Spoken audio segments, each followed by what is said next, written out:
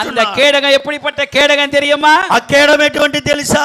உனக்கு ஆரோக்கியத்தை உண்டாக்கும், నీకు ఆరోగ్యమును కలుగు చేస్తుంది, உனக்கு ఆశీర్వాదத்தை నీకు உண்டாக்கும், ఆశీర్వాదమును కలుగు చేస్తుంది, சத்துருக்களை மிதிப்பீர்கள். నీవు శత్రువులను అనగదొక్కుతావు. அந்த కేడகத்தை நாம் பெற வேண்டும் என்றால், ఆ కేడగమును నువ్వు పొందాలంటే, சூரியன் என்ற கேடகத்தை பெற வேண்டும் என்றால், సూర్యుని కేడగమును పొందాలంటే நாம் என்ன செய்யணும்? మనం ఏం చేయాలి? என்ன செய்யணும்?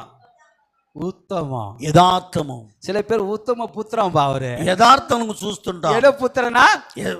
ఒకరైతే புத்திர, యథార్థకు పుత్రుడు అంట.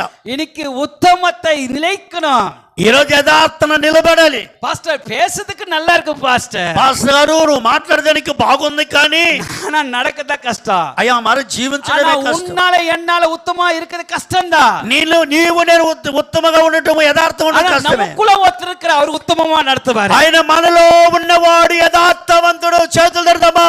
அந்த உத்தமம் தான் தேவனுடைய வார்த்தை.